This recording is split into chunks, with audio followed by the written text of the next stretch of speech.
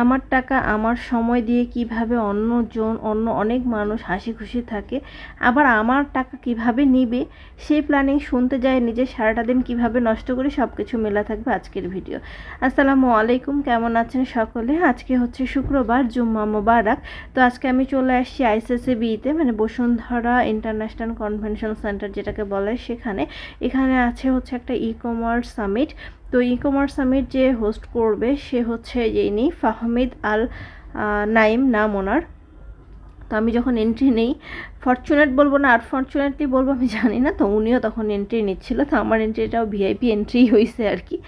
তো যাই হোক, তো এখানে আসলে আসার আগে আমি হালকা পাতলা জানতাম, খুব বেশি একটা কিছু জানতাম না। আমি অফিসের পারপাসে এখানে আসছি, যে অফিসের হয়ে আসছি আর কি আমি। হ্যাঁ, তো অফিসের আরেকজনের আসার কথা ছিল, সামহাও ওনার কাজ পড়ে যাওয়ার কারণে ওনার হয়ে আমার এখানে প্রক্সি দিতে হয়েছে আর কি। তো এখানে আমি বলবো যেটা, এটা জাস্ট একটা ব্রেন ওয়াশ গাইস, তাছাড়া আর কিচ্ছু না। এখানে আমরা রেজিস্ট্রেশন করছি 4,000 টাকা দিয়ে, এখানে আসছি। এসি সার্ভিস ভালো ছিল না, যে গরম এসির মধ্যে ছাড়া বসে থাকা যে কি কষ্টদায়ক। এটার নাম হচ্ছে বুনেক থেকে এটা হলো আয়োজন করা হয়েছে। অনেকের কাছে 4,000 টাকা নিছে, অনেকের কাছে 1,000 টাকা নিছে, যার কাছে যেমন পারছে ব্রেন ওয়াশ করতে ঠিক তেমন টাকা নিছে। সাথে আবার আমার হাতে এরকম একটা ব্যাস লাগাই দিছে, মনে হচ্ছে আমি ছোটো বাচ্চা কোথাও হারায় যাব, এটা দেখলেই আমাকে চিনতে পাবে। তো যাই হোক, তারপরে সকালবেলা খাইতে দিছিল একটা স্যান্ডউইচটা অ্যাভারেজ ছিল, খুব ভালো ছিল না। এসি বাতাস ছিল না, খুবই গরম, খুবই বেশি খারাপ অবস্থা ছিল। তার মধ্যে ছিল সাউন্ড কোয়ালিটি খারাপ, কিছুই বুঝতে পারিনি। আর বোঝানোর থেকে উনি এক কথাই বারবার রিপিট করতেছিল, আমি টাকা নিলে আমি কাজ করি, আমি কারোর সাথে ফ্রড 2 নাম্বারই করি না। উনি খালি বারবারই একই কথা বলতেছিল, কাজের কথা, ঘোড়ার ডিম, কিচ্ছু বোঝায়নি।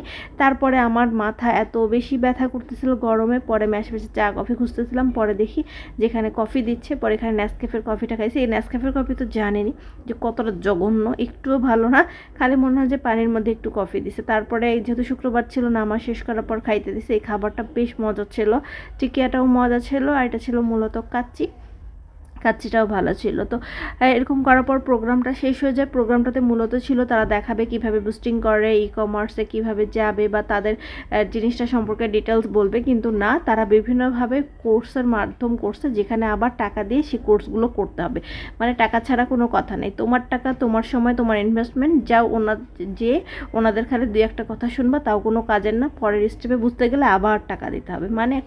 মানে শুধু টাকার একটা মাইন্ড গেম, যেটা হচ্ছে এইভাবে বলবে। এই যে আরেকটা জিনিস বলে রাখি, আমি বলছিলাম জুতা নিতে গেছিলাম, এই সাইজের জুতা পাইনি। তো আরেকদিন যাওয়ার পরে এই সাইজের জুতাগুলো পাই, মানে মূলত এই জুতাগুলো দেখার জন্য বরের সাথে ঘ্যান করতেছিলাম। এক জোড়া জুতা কিনে দেওয়ার পরেও এটা আবার কিনে আনছি বরের কাছ থেকে।